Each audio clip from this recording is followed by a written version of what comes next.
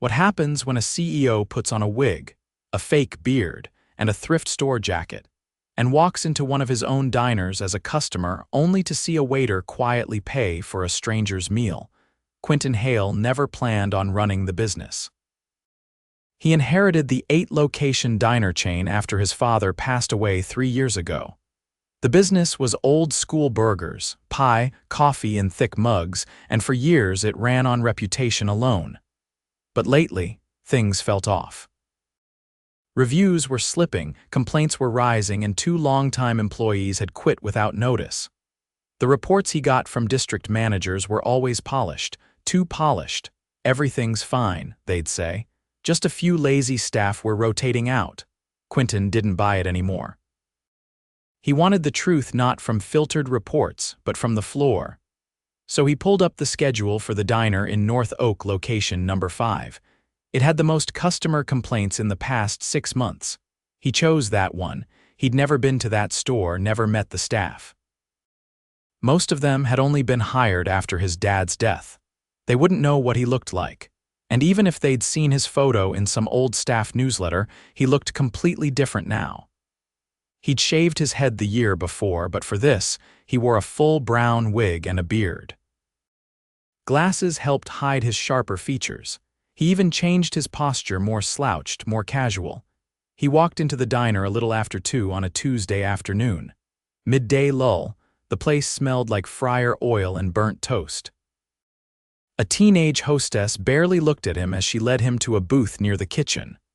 The music overhead was too loud and the table hadn't been wiped down well.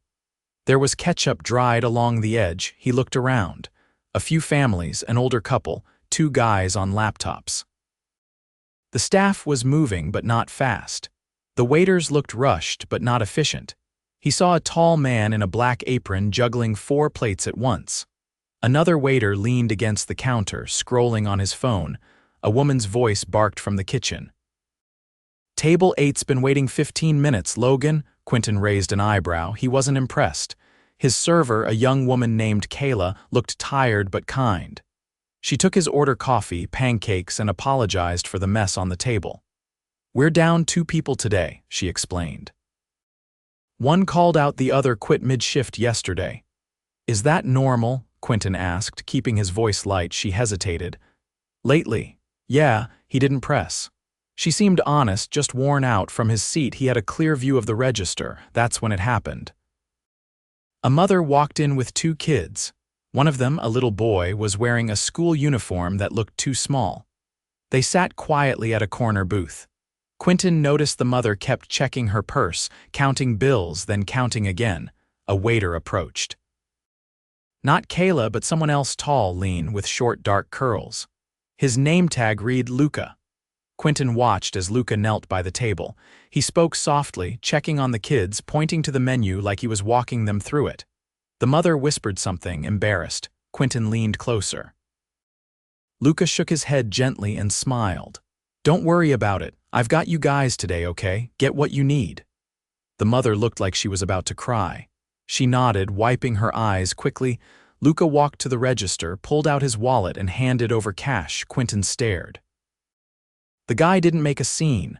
No announcement, no drama. He just paid, then went back to work like nothing had happened. A few minutes later, the district manager walked in. Miles. He was in his 30s, crisp shirt, hair gelled back like he was going to a sales pitch. He barely glanced at the floor staff before heading to the back. Quinton stood to use the restroom and followed. In the hallway near the kitchen, he overheard Miles talking to the kitchen lead. "Place's numbers are slipping," Miles said. "If Luca keeps wasting time on sob stories, he's gone next month." Quinton paused. The kitchen lead grunted. "He's soft, always chatting with tables, doesn't move fast enough." Quinton bit his tongue and walked back to his booth. Later, he watched as Luca cleaned up plates from a table the hostess had ignored. He refilled a coffee without being asked. He even picked up a crying baby's dropped toy and made the kid laugh. Quinton left a tip, walked outside, and sat in his car. He just sat there. The guy had no idea someone was watching. No clue the person sipping coffee in the corner booth owned the entire company. Quinton stared at his hands on the steering wheel. They were shaking slightly. He thought about his father. About how the man ran his business with pride, with heart. Not with spreadsheets and threats. He pulled out his phone and opened the employee files. Luca Martinez. 28, waiter. 2 years with the company, no disciplinary write-ups, solid reviews. Quinton stared at the screen, then he started typing. The next morning he was back. But this time, not in disguise. Luca was polishing the edge of the counter when the front door buzzed open at exactly 9:12. Quinton walked in wearing a gray button-up. No wig, no beard, no glasses. His gait was straighter. He didn't smile. He didn't need to. The hostess glanced up, then blinked twice. Can I help you? I'm here to speak with your manager, Quinton said quietly. Not the floor supervisor, the actual district manager. Now, she hesitated, then pointed toward the back hallway. He's in the office. But he's not. Quinton was already walking. He passed Kayla, who looked up from sorting silverware. Her brow furrowed slightly, recognizing something but not sure what. Luca was near the soda machine, wiping down trays. He didn't look up. Quinton knocked once, then pushed the office door open. Miles was leaned back in a padded chair, tapping at his tablet. He looked up, annoyed. "Who? I'm Quinton Hale," he said. The silence hit hard. Miles straightened in his seat. "I need you out of this store in 20 minutes. Don't speak to staff. Don't make a scene. Don't come back unless I call you." Miles opened his mouth. Quinton held up a hand. "I'm not here to debate." "What's this about?" Miles asked, his voice tight. "You'll get a formal review. Right now, you need to leave. I'll have HR follow up." Miles stood slowly, face pale. "You're not even going to hear my side. You've had 3 years to show me your side." Quinton turned and walked out before the man could respond. Outside the office, the bustle of the diner kept moving. Plates clattered. The fryer hissed. Quinton stepped to the center of the floor and called out, "Can I have everyone's attention for a moment?" The chatter died down. Even the kitchen quieted. Kayla looked stunned. Luca froze mid-step. The cook leaned around the heat lamp, squinting. "My name is Quinton Hale," he said. "I own this company. My father built it. Some of you knew him." The silence deepened. One of the older servers dropped a pen. "I came here yesterday as a customer," Quinton continued. "I sat in that booth," he pointed. "I watched how this place runs. I saw some things I need to fix." A few people exchanged looks. "I also saw something remarkable. I saw one of you go out of your way to take care of a struggling family. No cameras, no attention, just kindness." Luca's eyes were locked on the floor. Quinton looked at him. "Luca. Come here." There was a long pause. Then, slowly, Luca stepped forward. "I know you don't like recognition," Quinton said, "but I want to thank you. What you did yesterday reminded me what this place is supposed to stand for." Luca's voice was quiet. "I just tried to help.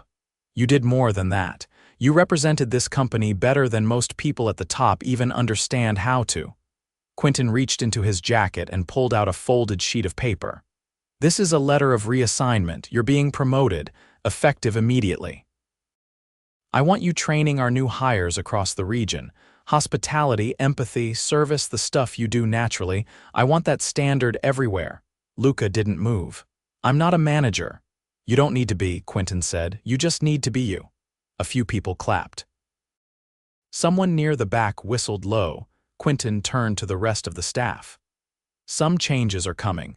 I'll be visiting every location, and I won't be sending emails ahead of time. If you've been carrying more than your share, I see you.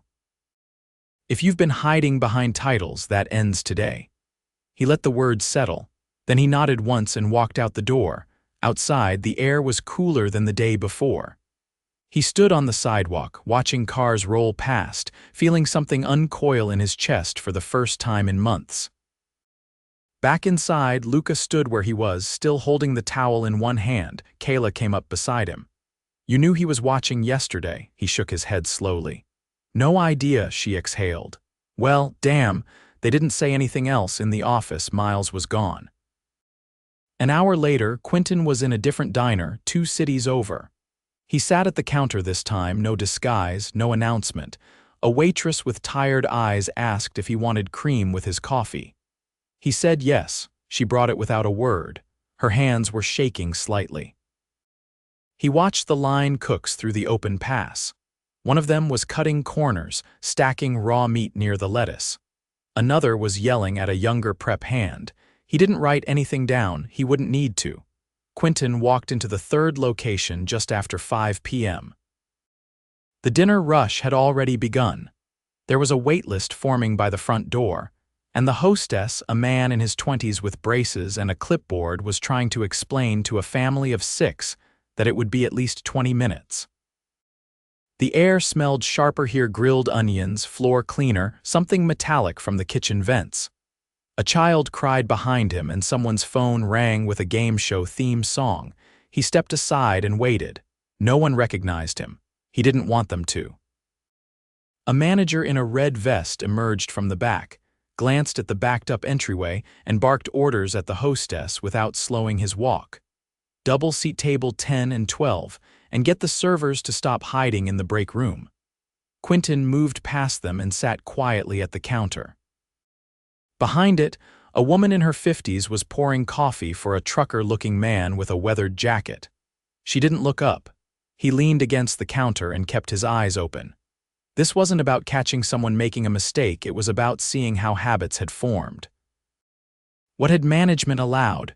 What had they ignored? After 20 minutes, 2 separate tables walked out. No one stopped them. No apology.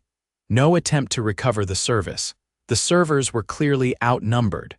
One of them, a young man with a limp, was covering 4 sections. He was sweating through his collar. Not once did the red-vested manager step in. Quinton turned to the woman at the counter. "What's the deal with the manager?" he asked. She looked up, took him in for a second, then said, "Kyle. He clocks in late, hides in the office, and only comes out when he wants to criticize someone. He's not interested in helping." "Have you brought it up?" "To who?" she said, rinsing a mug. "The same people that hired him. They think he's efficient because he threatens everyone into working doubles." He nodded once and left. The next morning, he called a meeting at headquarters, only regional staff, no store-level managers. He stood at the front of the conference room, no PowerPoint, no spreadsheets. Just a yellow legal pad and a plastic cup of water. "We've got a culture problem," he said, "and we're not going to fix it by pretending it's about scheduling software or inventory control." A woman near the back leaned forward. "What exactly did you see?" "I've seen 3 stores in 2 weeks. I've seen customers walk out, staff ignored, and managers who treat leadership like a pass to avoid accountability.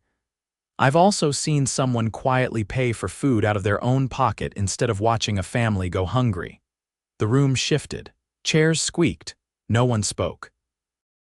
"We're not running a brand. We're running a promise. If you don't believe that, you're in the wrong room." A man from operations raised his hand slightly. "What do you want us to do?" "Start by reviewing every manager's schedule. I want to know who's actually working and who's hiding behind titles. Then I want exit interviews from every employee who's left in the last year. I want patterns, not excuses." Another hand went up. "What about the stores that are performing well? We study them. We find out why. Then we teach that, not just metrics, attitude, behavior, tone." After the meeting, he pulled HR aside. "Find out when Kyle from Westfield was hired and who approved it. I want his past employment checked again. Something doesn't add up." By Thursday, HR returned with a folder.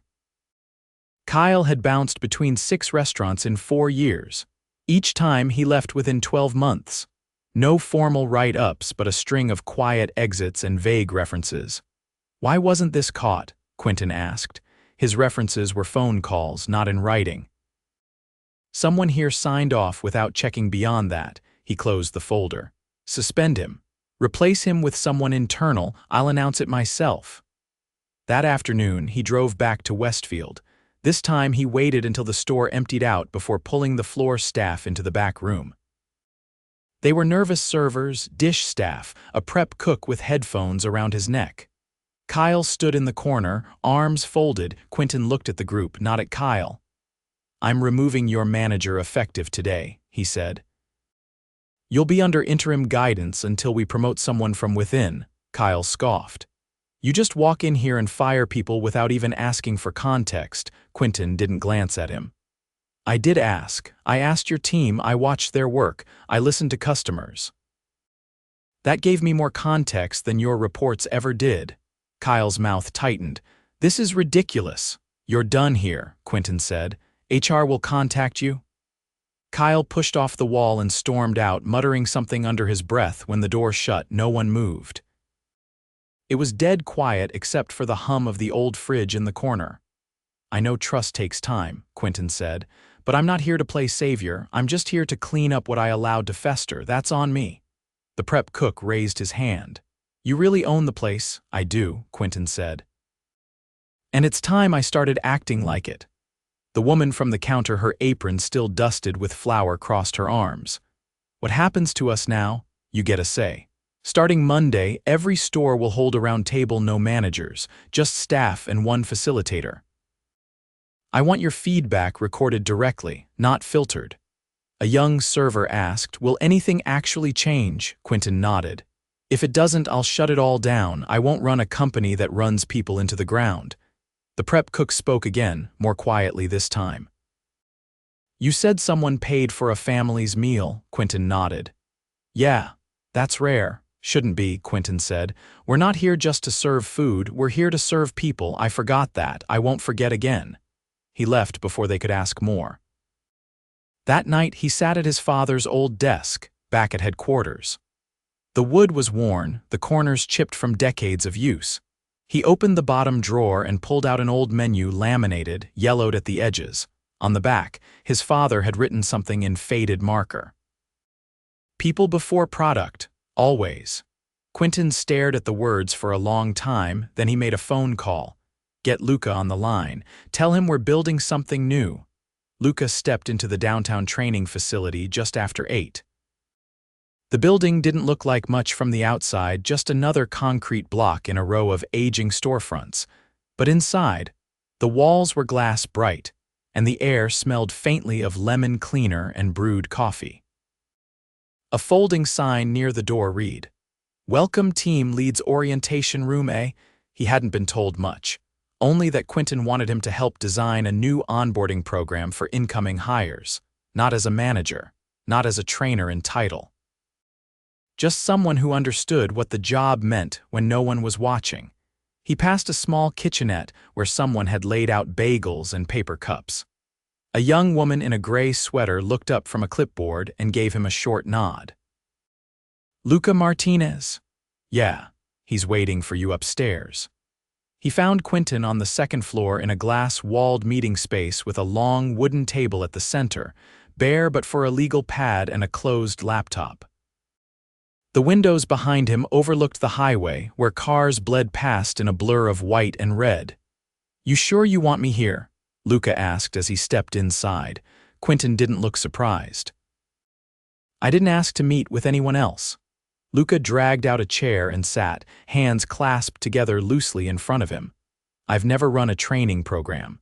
You've run tables during a lunch rush while covering for 2 people. You've handled upset customers without pushing it onto someone else. You've kept your integrity when no one was keeping score. That's what I care about. Luca leaned back slightly. This kind of thing usually goes to someone with a clipboard and a title.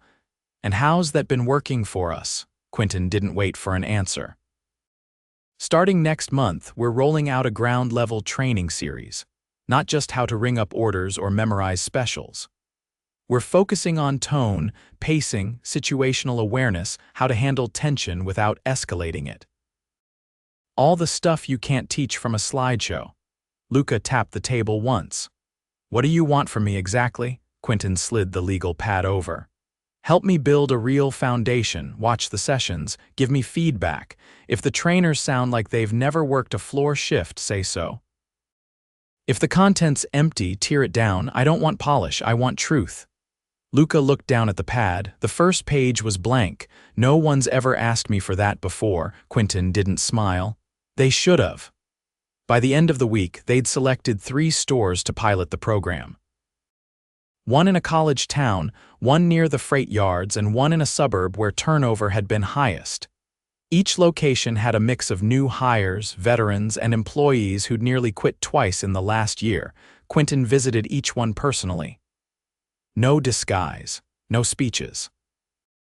At the second location, a dishwasher named Henry cornered him outside the walk-in freezer. He was short, broad-shouldered, and spoke with a rasp like gravel. "You the guy making all this change?" Quinton nodded once. "Don't screw it up," Henry said. "We've seen guys like you come and go. Talk a big game, then disappear once the heat dies down." Quinton didn't blink. "That's fair. I don't expect credit, I expect results." Henry grunted and walked off. Back at headquarters, they converted part of the second floor into a feedback room, not a suggestion box, a real space. One-on-one sessions, anonymous interviews, recorded feedback sent straight to Quinton's desk. Not filtered through managers, not cleaned up by corporate. Luca started coming in 3 times a week. He didn't wear anything different. Still the same sneakers, still the same denim jacket with the frayed cuff, but his voice carried differently now, not louder, just more certain. "You can't teach empathy in a lecture," he told one of the new facilitators. "You show it by doing. You coach it in the moment." The facilitator, a woman who'd worked in HR for 7 years, nodded slowly. "So how do we train for that? Put them on the floor. Pair them with someone who listens before they talk. Let them see what right looks like. Then let them practice." By month's end, 2 managers had been reassigned. One had misreported staff hours to make their store look more efficient. The other had been caught berating a busboy in front of customers. Neither was replaced from outside. Instead, internal promotions were offered to people who'd quietly held stores together without recognition for years. A woman named Monique, who'd been prepping vegetables in the mornings and running the register at night, got offered a full-time team lead slot with decision-making authority. She didn't ask for a raise. Quinton gave her one anyway. He started scheduling weekly calls with small employee groups. No agenda, just time to talk. At first, most were hesitant, but by the 3rd week, they started opening up. "Too many rules that don't help anyone," said one server. "If I can fix a customer's experience in 30 seconds, I shouldn't need 5 approvals to do it." "I've been here 6 years, and no one's ever asked what I think," said another. Quinton listened, took notes, didn't interrupt. He made the first round of policy changes that Friday. Reduced required approvals for comps. Gave shift leads more autonomy. Adjusted scheduling rules to avoid split shifts that burned people out. The changes weren't revolutionary, but they were real. Measurable. A start. On the last evening of the pilot, Quinton returned to the North Oak location. The one where it all started. He didn't announce himself, just walked in during the dinner rush and took a seat at the same booth. The table had been wiped clean. The music was lower. The floor staff moved with more rhythm now, not faster, just smoother. Luca spotted him and came over, sliding into the opposite seat without asking. "You checking up on us?" "No," Quinton said. "Just needed to see it again." Luca watched the floor for a moment. A new hire was laughing with a customer near the counter. Kayla was organizing to-go orders with a headset and clipboard. "Feels different," Luca said. "It is," Quinton replied, "and not because of me, because you set the example." Luca looked down at the table, then back up. "You ever think about shutting it down?" "I did," Quinton said. "When I saw how far we drifted. But then I saw a guy pay for someone else's meal like it was nothing, and I realized we still had something worth fighting for." Luca nodded once. The door opened near the front. A young couple entered, holding hands. The hostess greeted them with a smile that didn't feel forced. Quinton stood. "You're going to keep building this," he said. "Even after I step back." Luca raised an eyebrow. "You stepping back already?" "Not yet, but eventually. I'm not the glue holding this together." "People like you are." Luca leaned forward. "If you ever forget that again, I won't," Quinton said. They shook hands. No ceremony, no applause. Outside, the sun was dipping just behind the edge of the strip mall, casting long shadows across the asphalt. Quinton stood beside his car for a minute, watching the light change. The air smelled like fresh bread and motor oil. Real. Imperfect. Alive, he got in and pulled away without looking back. He didn't have to, the work had already begun.